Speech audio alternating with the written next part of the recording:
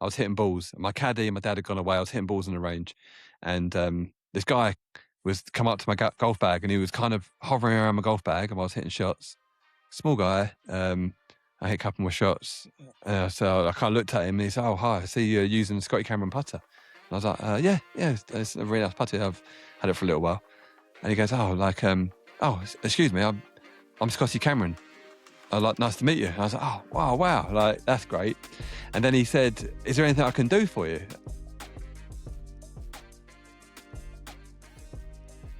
So welcome everybody to yet another installation of the Halfway Hut podcast. We have Kris in a different location to me back home down south, whereas I am broadcasting, I guess you could say, from Glen Eagles ahead of the Senior Open. But we have a fantastic guest. We've been talking to this chap for many a month, but we thought what a wonderful opportunity to be able to talk about everything that happened over the last few days at Birkdale with none other than Zane Scotland. Welcome, Zane. Thank you, chaps. I mean, did anything even happen last week? There's probably no talking points, are there? Let's just move on. Unbelievable. I guess we could chuck myself under the bus to begin with and say that one talking point was me being in the first day tent through heat stroke on the Wednesday because it was absolutely piping hot. So I had a bit of an incident with not a lot of water, not a lot of sun cream, and quite a lot of heat. Wednesday, it was absolutely heaving. People, never seen a practice day like it in all the events I've been to. Where do we start? Do we dare start with Bryson? I guess we could do. We'll be talking about that for half an hour, but it got everyone else talking. What was your take on that then, Zane? It's funny, actually, because obviously that all happened, kind of watched it all unfold, and you saw it kind of crack on. And then the next morning, the amount of people that were just asking, I don't know if I did a post or whatever, but it was obviously all over the social media, wasn't it? The golfing world was overtaken by, the Bryson incident. And so many people were like asking me, what do you think we should take? So I ended up just recording a voice note and just forwarding that to people. I got so sick and tired of like actually typing out what it was. And I just got to remember what I told them now.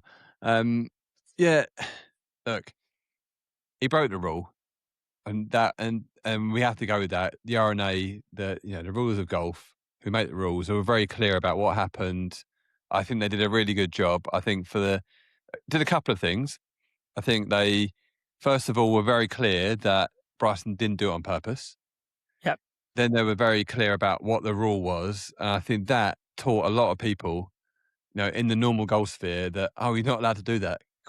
Because if I'm being honest, having played in pro-ams and playing with, not just pros, you see that will get broken all the time. You're like, here we go.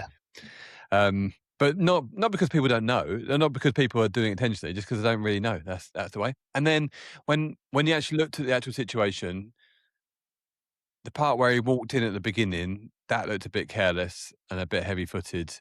Yeah. Then he was kind of trotting around, and you know what? There was a couple of people who said, is it because it's Bryson? He's being treated this way. If it was Tommy or Rory, would they have got the trained treatment? Personally, Tommy or Rory, I know them both, they wouldn't have done it like that. They would have been a lot more careful. And as any golfer, but as a pro golfer, I've been in that situation way too many times when I've been along fescue, and you know what you do? I think in golf's a bit different to other sports. Like, we err on the side of caution. And in that case, what you do is you walk in there and you keep enough space where you can't even be questioned. So and that's in the back of your mind. Whereas, like we just had the World Cup, football, it's different mentality. The mentality is you just get away with as much as you can get away with. But we don't do that in golf. That's not the point. It's black or white. And so, I think the R&A did a really good job. And I think they did a good job because it also kept the integrity of our game. But yeah, that's my take on it. What about you boys? What did you think watching it all? I think, if you don't mind me going first here, Mark, I think, same as you. R&A got it absolutely right. They treated it so well and just nail it. They didn't go, well, just look, different circumstances. They was like, no, this is the rule. You broke it. That's that. But I do believe that Bryson acted a bit babyish about it afterwards. It is what it is. he's probably just gutted because he got a 2-shot penalty. But what I did notice, because I was there yesterday, Sunday, and some of the abuse he got was unbelievable. I was absolutely shocked by it. But In it was person or kind of online? in person. Like, there was like little groups. It wasn't like everyone was against him. I'd say it's probably about 75% loved him, was cheering him on, wanted to see some hit golf. But there was just little groups who were just hurling abuse at him constantly, calling him a cheat and everything under the sun. And I couldn't believe it. I was like, you don't even know him. Like, he's probably just gutted. Like, if you were put there, you've just been told, oh, you broke the rules. That's probably you losing about 100 grand, just to let you know. I think a lot of people there would be absolutely gutted and probably be acting in the same way he was. But he was having a bit of a laugh with it, pretend to have a lawnmower out and all this kind of stuff. But yeah, I was quite shocked at like some of the crowd there. Really was. Yeah, I couldn't agree more. I personally think he did it on purpose, because I don't think golfers move in that way. You know, it looked to me that he was trying to gain an advantage. And I think you're right, Zane. I think the R&A got it absolutely spot on. But we're in this weird kind of world of social media and fans that think they've got the right to do absolutely everything. And I thought, I mean, interesting, Chris, because I wasn't there yesterday and you were. Did you kind of get whether they were Scottish, English, Irish accents, or do you know what I mean? Because the Americans are known for hurling abuse. It was a bit of everyone. You couldn't Right. pin it to one particular accent per se. Right. It was just a mixture of anyone. You just didn't even know. You just heard it, turn around, you wouldn't know where it came from. Yeah. But it was constant, just constant. Yeah. I just saw Which a is post where a bit of a all shame, the that, isn't it? fans have spoken. It's a bit of a shame because we've had, a few times this year there's been, since the Ryder Cup, then, then a bit of US Open stuff, there's the crowds having some form of effect on the golf tournament and, just getting a bit, I don't know, it happens in football, but it doesn't really happen in golf. And I think the golfers are maybe not as well trained for it or like hardened to it. So I don't know, just kind of hoping that being the Open Championship, that was going to be curtailed. Because Yarde did do quite a good job of trying to get behaviour on point. I know that they did some no drinking in the stands. They tried to keep all the drinking holes away from the golf course or away from the holes and so forth. Tried to get a hold of it, but yeah, it's a bit of a shame there, isn't it? Like people can't quite hold their tongue. But you know what? But then Bryson's a really divisive character. When he won the Dubai Desert Classic, I was there with a friend of mine, and his two sons were there, youngish lads, like probably between they were probably 8 and 10 at the time, or 9 and 11, both into their golf, just getting started out, and both had their little golf shirts on, and they'd been following the golf all day. And then he obviously had won, and they wanted to get his autograph, so he went into the big place to do all his press in the media centre. And we waited outside for quite a while, and then he came out, and there was a big barrage of people coming fumbling out. And he's obviously on his way to his courtesy car because now, he's finished play ages ago. The presentation's happened. He's done pictures. He's had to then do his press conference, and he probably just wants to get on. And he was like walking along, and the boys were to the side, and he just saw him out the corner of his eye. And they were there with their hats, and he made a proper beeline, like broke away from the little crowd, took a beeline, walked, let's say it was like 10, 15 yards out the way, and was like, yeah, boys, like, we watching the golf today, and he had a few, let's say he had a couple of minutes just to have a little bit of chat with them. Do you play golf? Ask them some questions. They were like standing there looking up at him, like mouths open, like, this is amazing. And someone was like, right, we've got to go. And he was like, and he was quite prominent, like, I'm doing something. And he gave the boys his time. And you know what? Like, you can't fault that. I know there's always ups and downs. There's always little things, but they're like massive Bryson fans now. And he could have just, he could have palmed it off. And there is times when he's got blinkers on, and he does something which you think looks untoward because he's got blinkers on. But he is a polarizing character. But there's, I've seen some good stuff from him. Oh, absolutely. And he was doing more of that yesterday. Even he's walking down the 18th. You got the random spots of people hurling abuse, but then majority of people were like giving him applause, and then he went straight off the green, signed some stuff when he did his score. It was nothing but class afterwards, I've got to say. Yeah, it's mixed feelings on that from various people. I've never met Bryson or got close to him, I don't think, at a tournament, maybe at the Ryder Cup. He seemed okay. But from two, as you said, those two lads, two fans, you got Rory coming out of the woodwork at the weekend, basically completely calling Bryson out again. I mean, I don't know what's gone on there, where it actually comes from, but he absolutely said, "Oh, well, I'm not fond of him." And I don't think I've heard many players talk about other players like that. Would you agree or disagree with that, Zane? Yeah, it doesn't really happen, does it? No. Where players will make comment on other players, and yeah, it was a bit of a weird one because it would be interesting to hear the line of questioning because I'm Mm. not sure. Was he asked, what do you think of Bryson? Or was he asked, what do you think of that situation? And should it have been a penalty? Because that's like, it's a penalty or it's not, or this is a reason, or I think that in that situation, he shouldn't have been penalised or he should. And he obviously, Rory added a bit of extra context about his feelings towards Bryson, which, he's got the mic and, it's not that nice, but it's nice to get a little bit of real life from the guys. And you know what? Not everyone's got to get on with everybody. What I thought was quite interesting was like Scotty was asked probably a similar question. And at that time, he dealt with it so differently. He was like, I've got some thoughts on it, but now's not the time. And Mm. that for me was like a real eye opener to the difference between Rory and Scotty. Both, being Scotty's current world number one. We know that Yeah. Rory's been number one of the best players in the world. And it was like so polarizing, wasn't it? Like Scotty's just like all business. Yeah. He's all business. Whereas like Rory, I don't do as much media now, but we love Rory because he'll give you something. He'll give you Yeah. a sound bite every day, and Yeah. Yeah. it's like he'll say something, and then like down the line he'll go, "I was wrong there," Yeah. and he'll backtrack on it. But that's kind of that's his brand. The Yeah. reason that he's, we talk about it and the reason that he's in front of everybody because he gives you something. Yeah. Scotty, we literally judge Scotty purely on his playing performance. Yeah. Which is and it is up here, so that's fantastic. But if he, let's say if Rory, if Scotty wasn't playing the like godly golf that he's been playing for the last couple of seasons and was a bit more average, probably wouldn't we hear from him very much.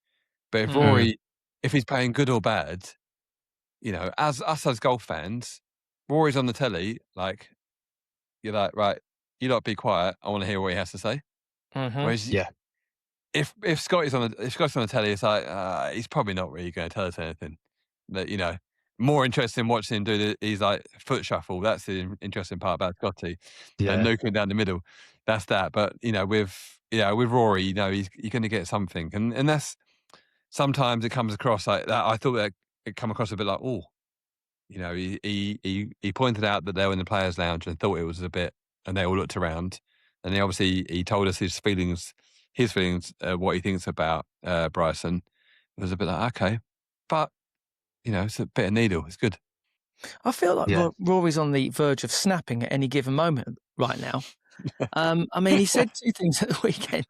It's like a reporter said, is it fair to say, something along the lines, is it reasonable to say that you're not particularly fussed about the PGA Tour? Something like that. And he went, yeah, it's reasonable.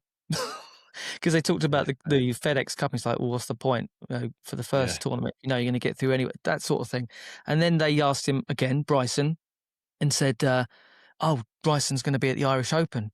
Good for Irish golf, blah, blah, blah. And he goes, it's good for the tournament. Which is like, I couldn't care less whether he is there, but it's good for the tournament. Because I was asked specifically whether he thinks it would be great that Bryson is at the Irish Open. He went, it's good for the tournament. And I just feel that he's like 5 seconds away from just saying at any given moment what he really, really thinks, which, as you said, it's good for the listeners. But do you think that that's a good thing? Do you think a player earns the right to do that? I think we've had a lot. We get a lot out of Rory. The golf business Yeah. does well out of Rory. We were really lucky to get Tiger Woods. I mean, I'm not sure what age you boys are. Maybe a bit younger than me, unfortunately. I'm But 49. okay, so Tiger was fantastic when Yeah. he gave us so many Sundays, so many moments that when you think back, like that was just sensational. Every single Sunday was like a new program or a movie to watch. Yeah. Of if he's miles ahead or if he's miles behind or something's going on, somehow how's this story finished where he wins? That's what it's going to be. And then Mm. obviously he moved on, and then Rory's kind of stepped into that place and that mantle. And he has been through it with the whole live thing and the PGA Tour, and Mhm. he became the spokesperson for the PGA Tour. The PGA Tour fairly quiet, and so he took a lot of weight for that.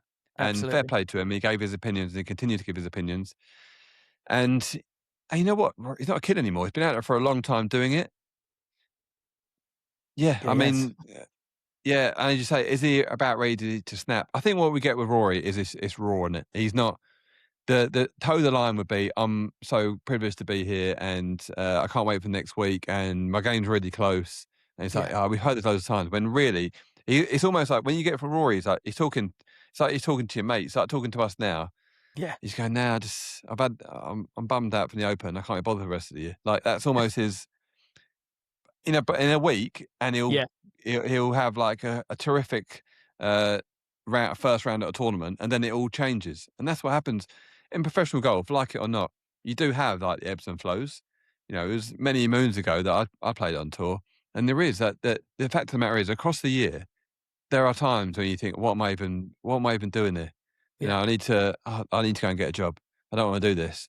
And then the very next week, you find something on the range, the Yeah. ball starts talking to you, it starts doing what you think it's going to do, and you're just thinking, "I'm a world beater now." Like this, Yeah. why was the game so difficult? And that is, and then we kind of luckily we kind of lived that with Rory. He Yeah. does kind of show that a little bit. So you know, let's see. Yeah. Absolutely. You were over here recently, weren't you? Played a little bit of golf. Yeah, I did. I did open qualifying, had my little run Yeah. at it, and then came back over and had a member guesting at Turnberry a couple of Yeah. weekends ago, and got to spend a bit of time with Nick Faldo and a couple Yeah. of friends up there. So that was I've had a nice little couple of weeks in back home, back in the UK, playing a bit of golf. The open qualifying was great fun. I Yeah. haven't done it for a couple of years, and I've been practicing really hard, to be honest. I just thought, Right. not getting any younger, and I've been practicing, working on my game. It started to come together, so I thought I'll give it a go. So I did that. Went to first stage. Had a little practice round with a couple of mates and Jimmy Bullard. So that was Yeah. quite, there's always a few stories coming from Jimmy, like Yeah. just iconic moments every time you're with him. And then the first stage was great, and I kind of cruised through, and all the practice Yeah. kind of played back, got through quite easy. Shot a 68, my dad on the bag, and Yeah. then went to finals. And the finals is a bit of a different beast because now you're not with a bunch of good players and club pros and people who used to play. You're now Yeah. with guys who are hot, like they're either some sort of hotel planner tour, or guys from the main tour have come Yeah. down, and then the live golf players who essentially, if they were not on the live golf, they would already be in. So you got like Dean Burmester, Thomas Detry, Peter Uline, like proper golfers. And yeah, and it's just a great buzz, great fun. And then you get to play a lovely links course, Royal St Ports, which is just set up just perfectly. And Mm. you're thinking, well, these places are normally 3, 4, 500 quid a round, Yep. and I've played whatever it is, 250, and I've had a nice time at Rochester and Cobham, 2 or 3 rounds out of that. Now I'm getting to come down to Singports and practice for a couple of days, and there's Pro V1s on the range, and the greens are like 11 on the stimp, and there's people walking around, and the course is just immaculate. Actually, in my part of golf now, where it's not my living anymore, it's Yep. 250 quid quite well spent, to be honest. Yeah. Yeah. Was it the body that let you 100%. down just a little bit? Yeah, I in that final qualifying, I warmed up, and there's not many times where you would warm up and the ball just keeps going where you're looking, and I was like, oh, this is quite good, this, because at the first stage I was super nervous, but this time I was a bit more relaxed, And it's weird because as you go up, I find as you get closer to the event, as in the stages, I find it a bit easier. So I used to find like when I played Challenge Tour, I found it really difficult. But when I played when I last played in the Open, I actually feel a bit more relaxed. She's like, oh, this is what I'm supposed to do. I've been thinking about this since I was 12 years old. I'm here for this. And yeah, and I was. I walked to the first tee, and normally, like, first tee nerves, it's a thing for anyone, isn't it? You know, whether it's in your medal or it's an open competition or open qualifying the Open. And I actually just thought, I'm swinging it really well here. I'm just going to not even think about this and give this a rip down, like, aim at that target and just swing away. I'm not going to try and nudge it into the fairway like I would normally. And the thing just went dead straight, exactly what I was imagining. I was thinking, okay, yeah, this is nice. And that kind of went like that for the first 8 or 9 holes. And I was like 3 under par. But actually, sometimes you can scrape a 3 under par. But I was actually thinking my game's good here. And at that point, I started thinking, right, I've done this. Right, Open week. I'm going to tell the family not to get there until Wednesday late, so I can practice. Monday and Tuesday. I won't go to the van to go get new equipment. Like, you start planning it all out, which is quite a nice place to be. And I dropped a couple of shots, and then we stopped for lunch, and then I went back out in the afternoon. And the first hole was like a bit into the wind, and in the morning I hit like maybe a driver 7-iron. And it was a bit more into the wind, but I hit an okay drive, but I had to lay off it a bit because my back was hurting a bit, so I was a bit further back. And then I'm like trying to hit like a nudgy little hybrid in there, and then I'm like kind of pulled it left where I couldn't like turn onto it, and I was like, you can't play golf like that. You can't, not at that level. Yeah. You can't just be getting it round because those top boys are all hitting driver, flicking in 8-irons into these long par 4s. Yeah. And I'm just thinking if I can get it to the front and 2-putt for a par.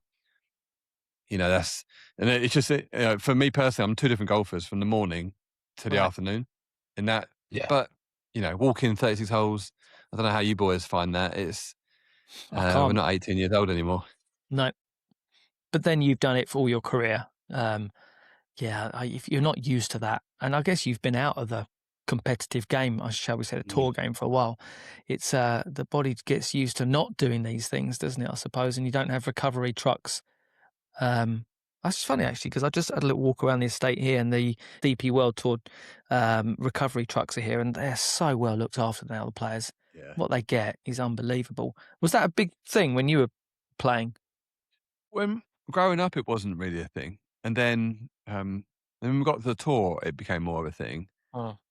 Because you have the truck and so forth there. Yeah. But it was still in its infancy, and you kind of go onto the truck to go and get a bit of treatment, maybe a massage.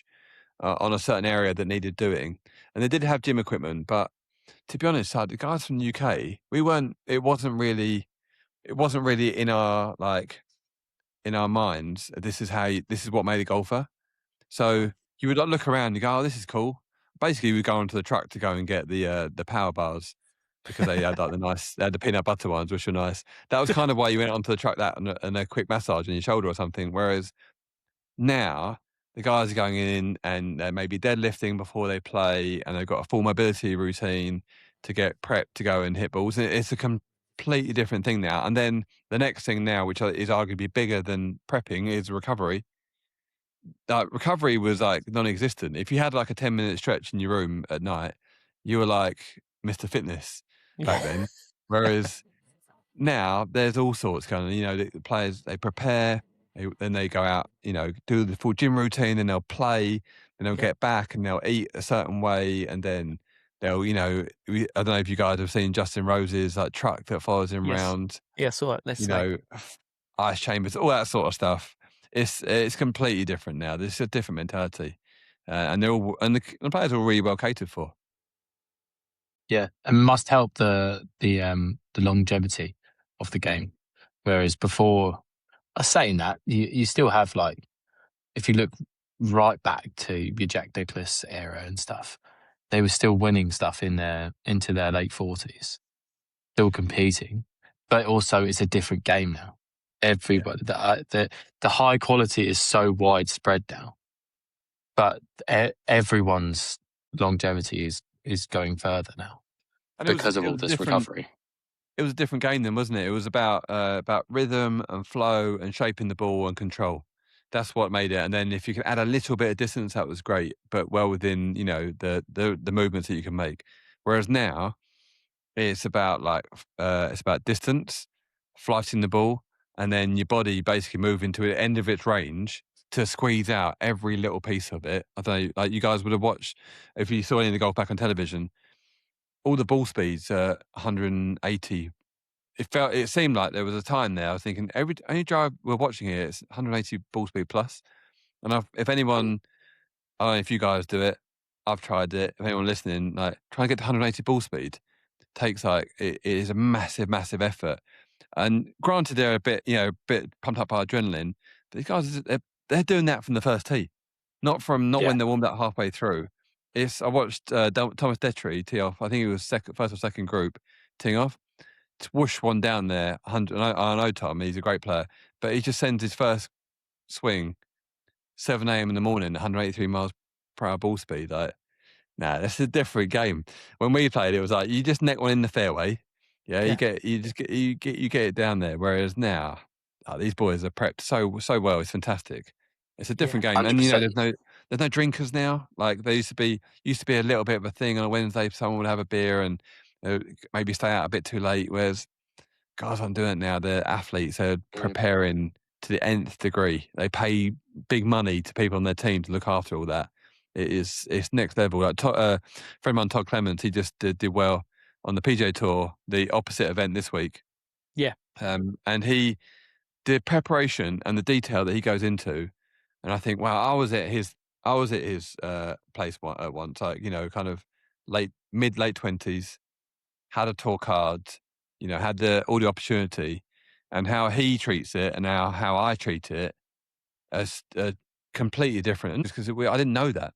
He's coming from an era of like, you look after your body, you look after your mind, you look after your game. You have a short game coach, you have a putting coach, a finance guy to make sure your head's not worrying about all that sort of stuff. Yeah. We didn't have that. For us, it was like you had one coach, then you had your management company, and I had quite so I had quite a poor experience with my first management company, who were the biggest in the game. So we'll look after all your off course stuff until it doesn't go right, and then they say, "Oh, that was on you, that bit." Right. It's very, very, very different. All that sort of stuff now. It's good to see. Yeah. Yeah, 100%. They have a whole squad with them now. It's mad watching. So Rory, even when Rory plays, the security that going around with him was absurd. No one else had that. He was the only one who had the amount of he had police with him, then he had private security with him. And then there was a coach in the crowd or something like that. And I'm like, what is going on? This is mental. There was a clear difference between some players, but also when it came to ball striking, a friend of mine that took me yesterday, he'd never seen a pro play before. It was his first time. I said, well, watch a few, and then we've got to go and see. There's two people we've got to see. Marco Penge and Rory. It's it just sounds different. He was like, oh, okay. And then he saw them and he was absolutely shocked. I'm like, there's that little bit extra that they've got in the tank, and it just is mental how hard they hit it now. Yeah, I played a little bit of golf with Marco because he's kind of from our area. He's also a lot younger than I am. I played a couple of times, and we played at Wizzy one day, and there's a bunker down the first on the church 9, and it's about 310, 315, right, and it's in the middle of the fairway, and he's like, "What did you do down in here?" And I was like, "Well, you normally knock it short of the bunker, but you're a bit longer than me, so you might be able to reach that bunker." And he was like, "Oh, okay, yeah." And it's kind of in the middle of the fairway, so I'm like, fine. Anyway, so he stands up his driver anyway, so I thought that's a bit weird, and just hits this rocket, and the thing just it just pitches over the bunker, and I was just thinking, no, he didn't go to the side of the bunker, at the right, which you can go up to the right hand side. He didn't come up short of it. He's just gone whoosh straight over it and made this hole that we play every day, which is a driver and a wedge hole, but a driver and a chip. And as you said, the noise, that big wide stance, and just full send. But you know what's really talented about those guys is they're so straight. Yeah, They're when you watch it, it's not like they're not blazing it. It is straight as an arrow, that thing, and it is it's fantastic to watch. Someone else that impressed me, to be honest, though, that I because there was a few players who always play in the States that I've never seen come over because I only really ever go to the BMW, and a lot of the Americans don't really come over. But I got to follow Xander Schauffele around for a bit, and I didn't realise how small of a guy he actually is until I was almost stood next to him. And the speed he can still generate was unbelievable, but with such accuracy as well. It was just incredible to watch.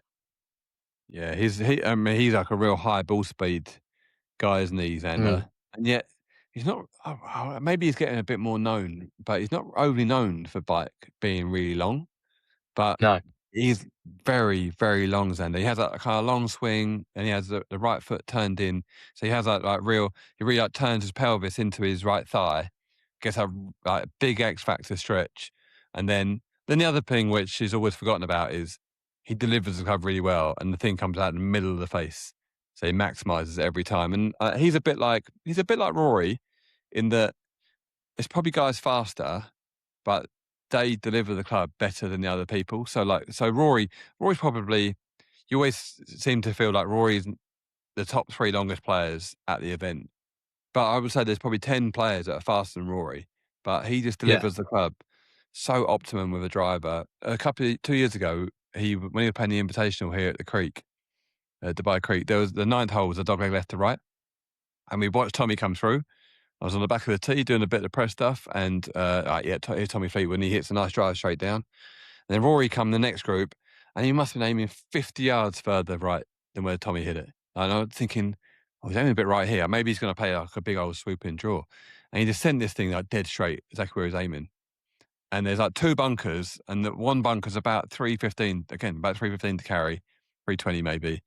And I remember watching it thinking, oh no. And it was a bit like, oh. And then the ball, when it goes off and then it bounces, and you go, oh, he's going over that bunker.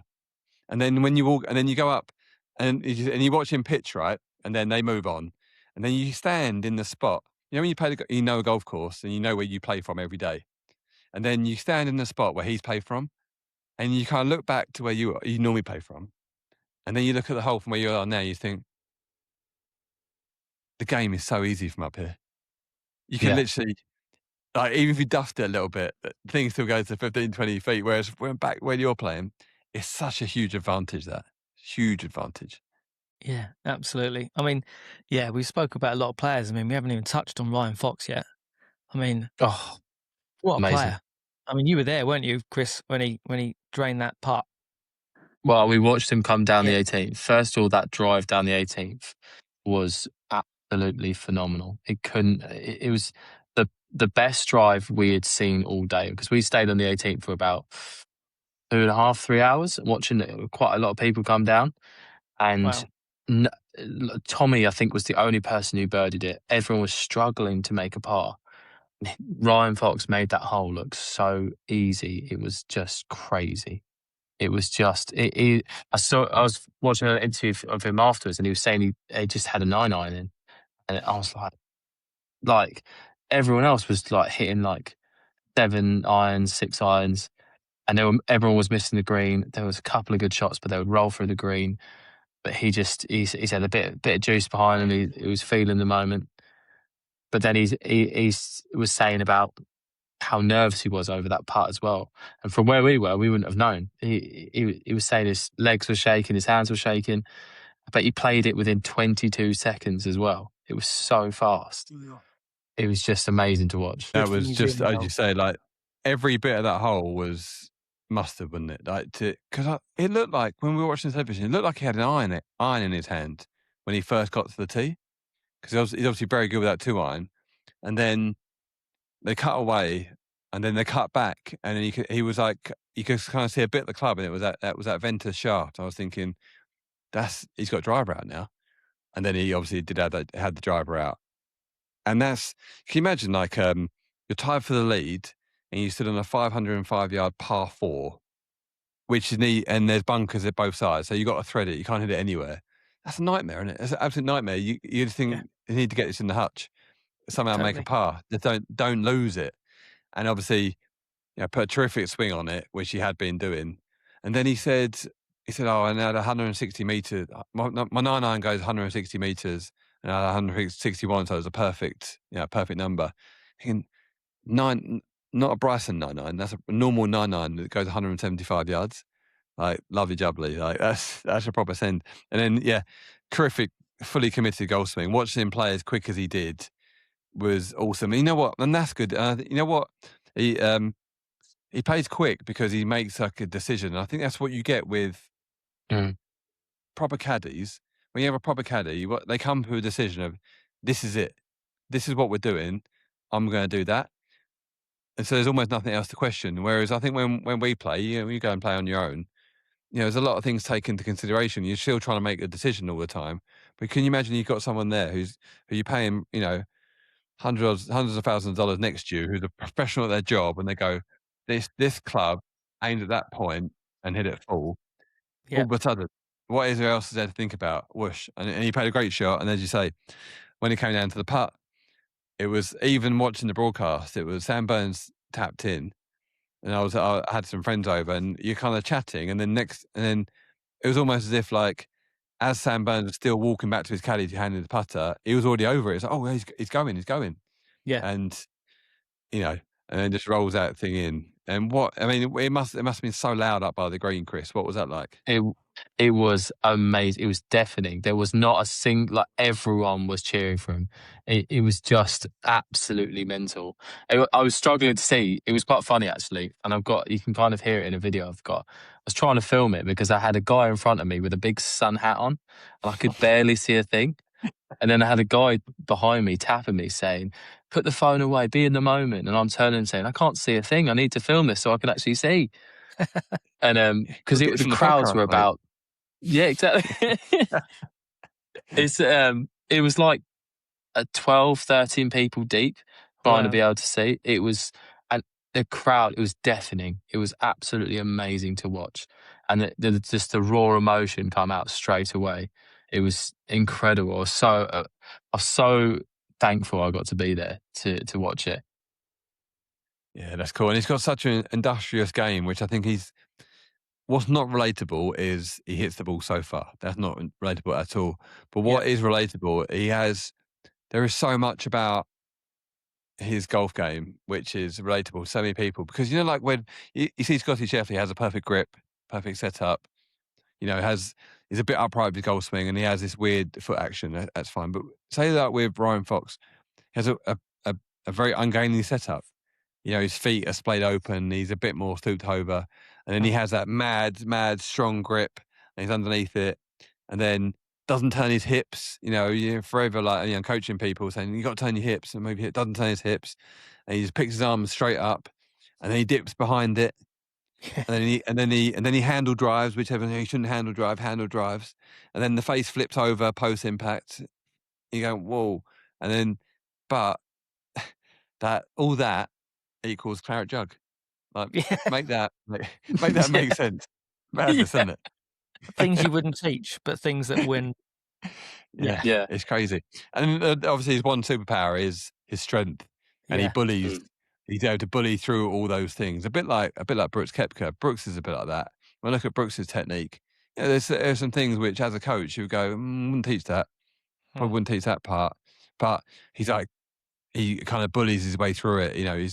He has that strength to hold on to the club face and has the length to get him out of it. But Ryan Fox, he's won. What's he won? The Dunhill. He's won Wentworth.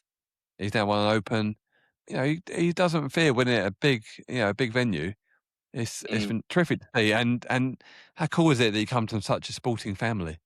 Dad played for the All Blacks. Wasn't his mum was a sports person, or his granddad was also. Was he a cricketer? Maybe. But again, played at top level. Now, like, he's won the Open. Like, that's unbelievable. It's fantastic, that. Yeah. It's almost like, where does he go now? What does he do next? What's next on the list to tick off, almost? Well, he's not like Rory, is he? He's not going, nah, I'm not that fussed about it. I bet he can't wait to get amongst, more tournaments and what he can do. You think, what other majors would he be suited for? I mean, the Open kind of suits him because it depends a bit on conditions. I mean, the Augusta, will Augusta suit him, do you think? I mean, he's long enough. Does he hit high enough? He can shape it. He had a good year a couple of years ago, didn't he? I think he would. I think his game would suit really well, and I could see him winning a Masters for sure.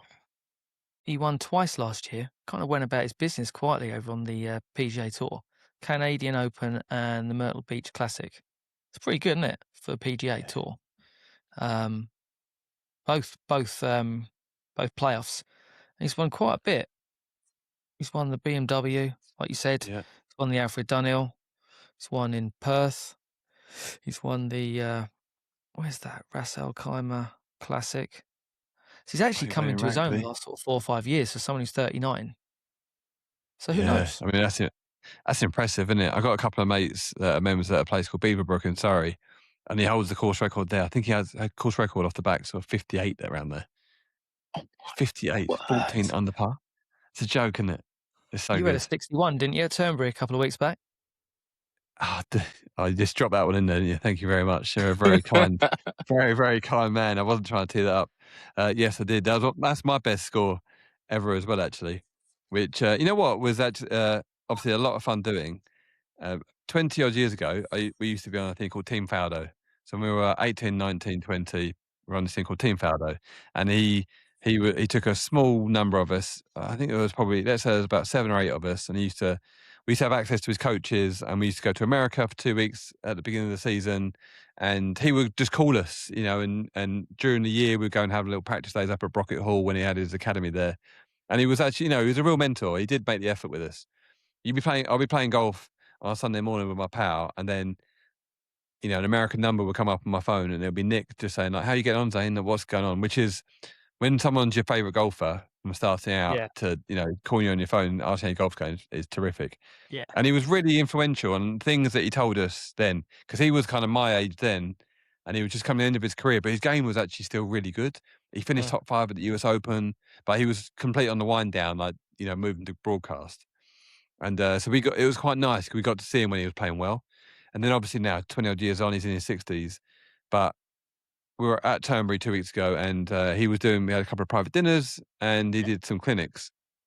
And it was really nice. I've got a bunch of stuff on my phone. I need to put it together and post it of what was in the clinics. And there were so many little points that was like a bit old school, but yeah, I remember that. And that's how it worked. And we really benefited from that. There was myself, there's a girl called Florentina Parker, went on to be a winner on the LET, Henny Zool, James Heath, Rory McIlroy. He was on that Team Faldo. Like, we all did benefit from Nick. And and there was a few things in there. You know when there's like a little feel or a thought that you remember from like a couple of years ago. You think, oh, that works, and it worked for a short time. And obviously, I went and then kind of took those and went out the next day. Gave him a try. Like, yeah, I remember that. Remember that good feeling. There was a few things that he told us. And the thing about Nick now is obviously you've got what he did when he was really good. Yeah. And then you've kind of got the things that he does now, which he's kind of just made up on the go because he's always working on stuff. And that stuff's okay. But the real gems are like, when I used to play, this is what I used to do. And when you hear those bits and you give those a try, they really work. And yeah, and then all that kind of culminated in me playing the next day, doing things that I felt like that I did when I was like 19, 20, when I was actually quite good. And it all added up to a 61, which was quite nice. Is it fair to say you went out then after talking to him with a strategy? That's a very good point, isn't it? Yes. I mean, that's another talking point I didn't even get to. Just real quick. So when we played a few holes with him, and in true Nick style, he hit every fairway, every green. Right. You know, full of strategy, picking his way around, not very long, and that was his game, wasn't it? Yeah, 100%. And then he had said that he'd been at Birkdale a few weeks before, bumped into Rory, which Rory kind of alluded to, didn't he? He said it because Rory was trying to have a sneaky round when he was supposed to be playing the signature event. And we were trying to go about his business, and then bumped into Nick, and he was like, "Oh, Nick wouldn't put his phone away." It's like, wait, Rory, you're supposed to be at the signature event, not having a jolly up at Birkdale. But yeah, and he spoke about the golf course, and he said how, you know, I don't think that the long hitters won't do well because you've got to really pick your way around and so forth. And obviously gave Bryson a bit of a hard time on the Sky Sports Golf podcast. And then, but, and Bryce had a little chirp back at him, which was quite funny.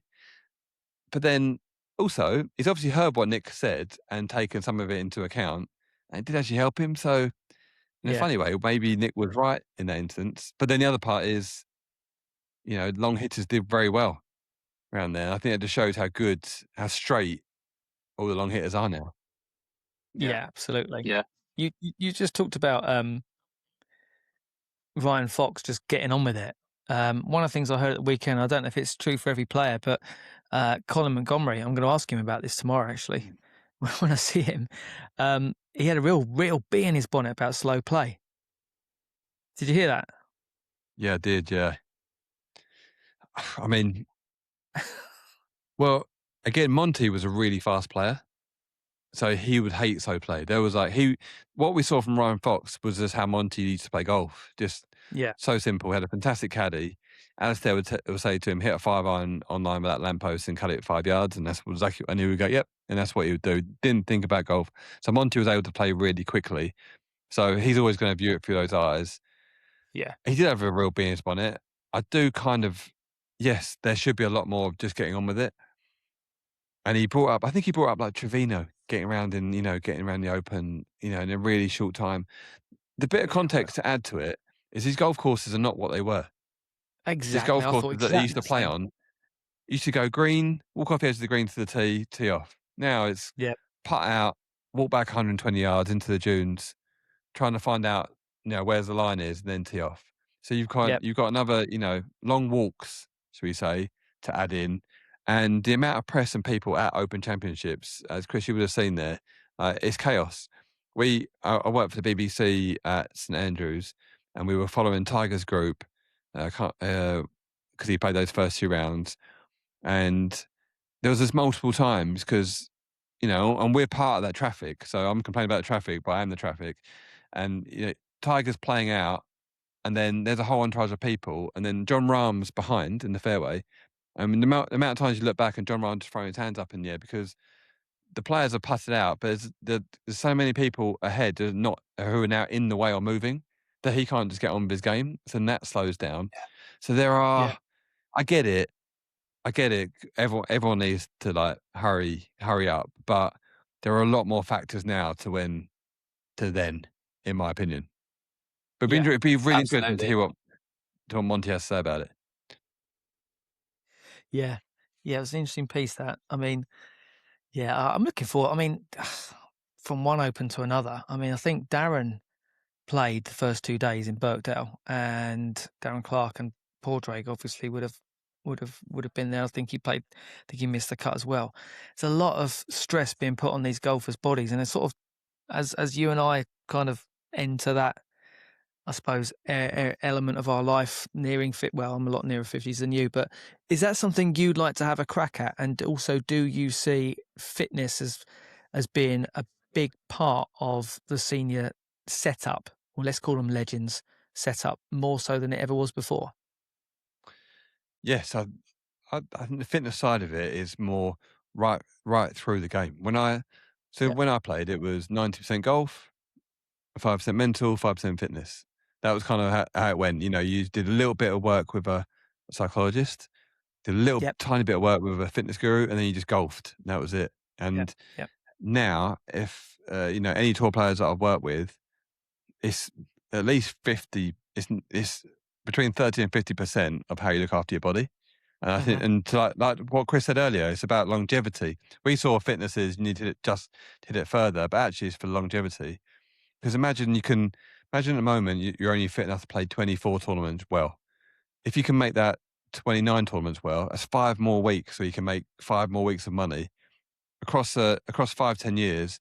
That's a big amount in your bank account if you're playing for that, and all opportunities to win tournaments. And then yes, as you come to seniors, it's probably more prevalent then than any other time if you can recover quicker. That's what I got from the Open qualifying. I actually thought, well, I'm just not fit enough. Not that I'm not fit, but I need to have the thing I missed out was I didn't have a specific plan of how to get through 36 holes. My game was ready, but I hadn't made my body ready to play 36 holes. And I think, as you say, when it comes to the seniors now, and the other part is they know how to golf. So you haven't necessarily got to stand searching. It's good to practice and to hit a lot of balls that way, but all those guys can play golf. Right? You can all get the ball around the golf course, just for how long until we run out of steam. So yeah, that is a real element. But I'll be honest, I can't stand the gym. Like I can stand and hit 200, 300, 400 balls in a session. Be more than happy. I go and do that tomorrow. But you tell me to go to the gym 45 minutes. I'm just looking at my watch from minute 6. Like, when is this? Yep.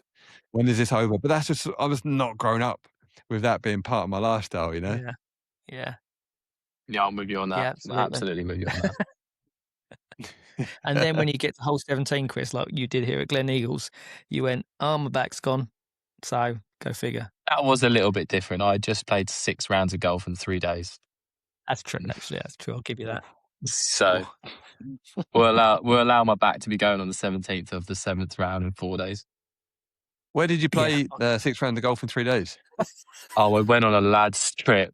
Oh, it's one of the worst courses you'll ever see. And I'm normally a name and shame kind of person, but I feel too bad because I think we're returning there, so I don't want to name and shame it too much. It wasn't one But you'd it's have more just medley heard of. no. It's you're cheap and cheerful. A bunch of lads going to play golf for a weekend, but we got a bit too competitive with each other and started playing. It was supposed to be 3 rounds that turned into 6, and it was quite enjoyable. And I came up on top, so I was happy. Nice. So let's finish. We could talk forever. We'll definitely do this again. Zane, if you ever find yourself back over here, you can get in the van. We had Josh White on last week for the first in-house guest at Leatherhead, and I know you've got a massive affiliation with the academy there. Really, really good chat. But let's finish on a funny story as we've talked about the Open. Your first time, I think you were 16, weren't you? And you borrowed a set of clubs. Tell us about that. Yeah. So I was 16 when I played in the Open the first time, and now we're in a day of, your equipment's got to be on point, and it's another point to the fitness and stuff, and all the fancy gear and everything. It's got to be, like Bryson to the nth degree of getting fitted perfectly. But my entry into the Open was so I had. What did I have? I had a set of clubs that were basically too whippy for me. So I used to borrow my dad's clubs when I played in tournaments. So I borrowed a set of his Mizuno Tezoid Pros that had like stiffer shafts in, which was great. And then so I was using those. And then my putter, I had a Scotty Cameron putter, but I swapped it with a mate of mine on the county team. So that was that. And then my wedges were these like Cleveland wedges, which they've actually just released again recently, I think. I had a 48 and a 56, and the 56 was the most lofted wedge you had in those days. I didn't use a lob wedge, and I'd won those in the Junior Open, the Nigels Junior Open 2 weeks before, so they went straight in the bag, with like whippy shafts in them.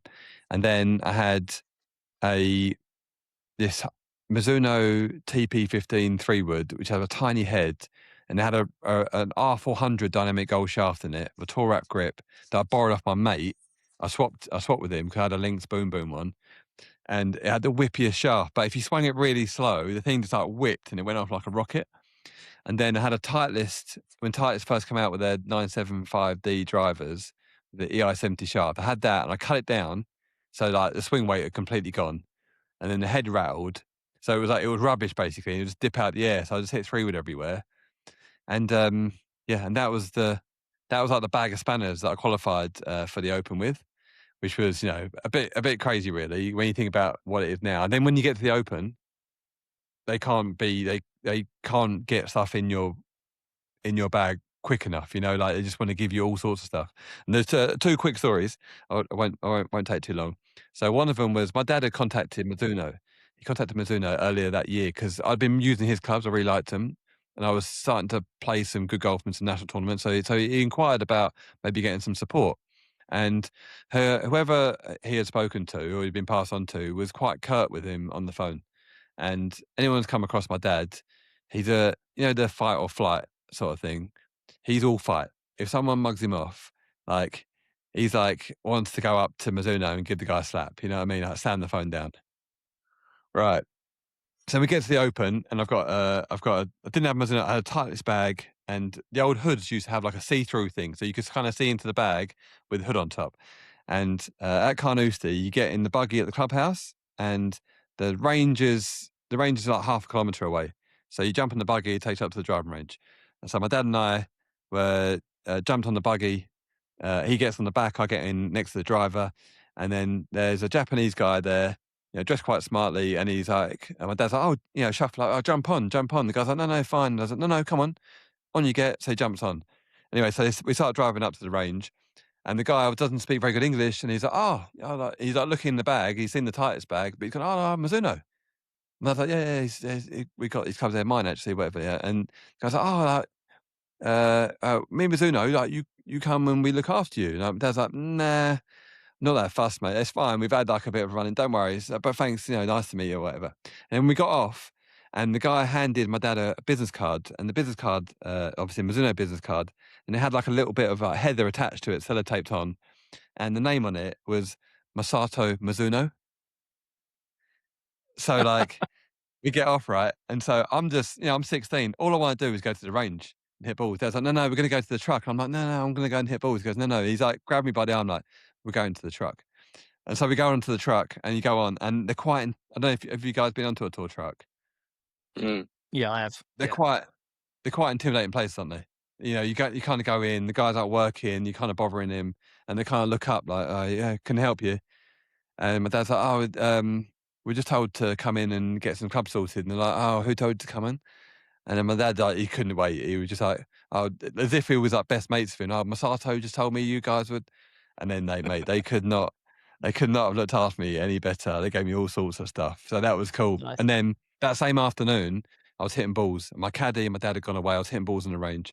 And this guy was come up to my golf bag, and he was kind of hovering around my golf bag, and I was hitting shots. Small guy. I hit a couple more shots. So I kind of looked at him, and he said, oh, hi, I see you're using Scotty Cameron putter.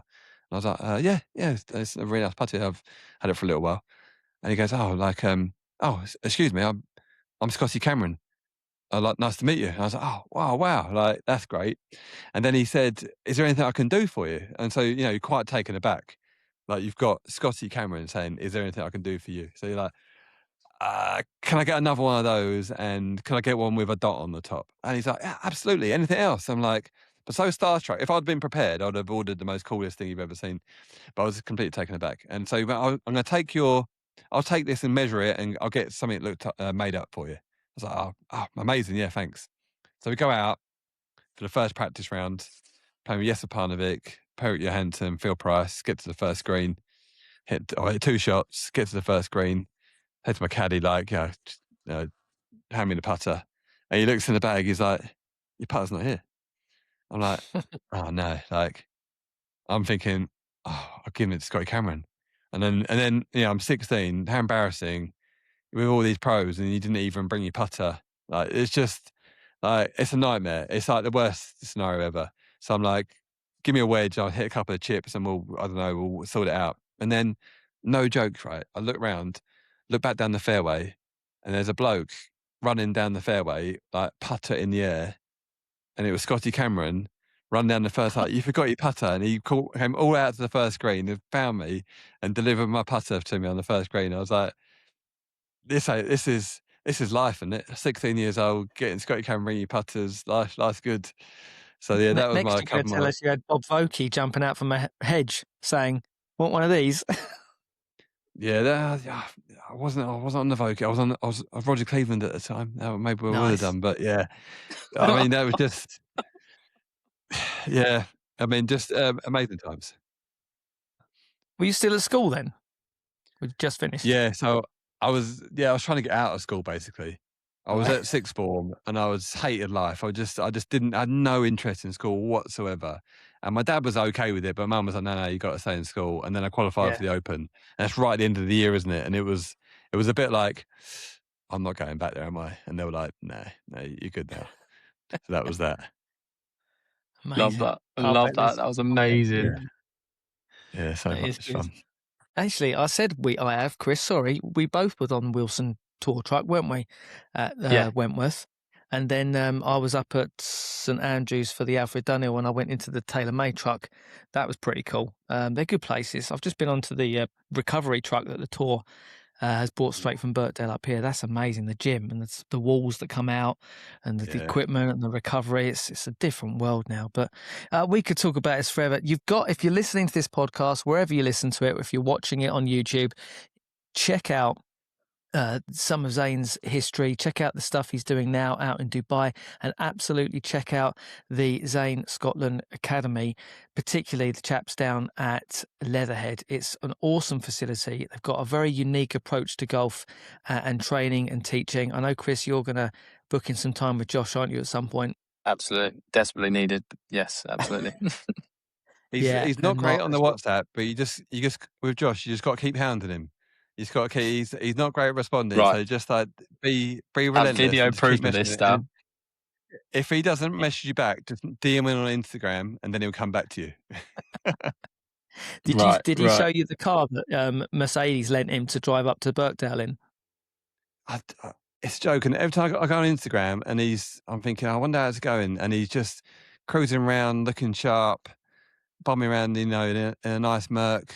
He's some boy, Josh. He's some boy. Him and Harry. That Mercedes was something else. It was this V8, almost like, I think it was an SL on steroids or something. Looked like a gull wing or so. It was top notch. This coupe that he rocked up, him and Harry, to the Scottsdale event. I thought, wow. And he parks next to this beaten up old thing. But hey ho. Zane, thanks for joining us. Loads more we could talk about. We'll definitely do this again. Thank you so much.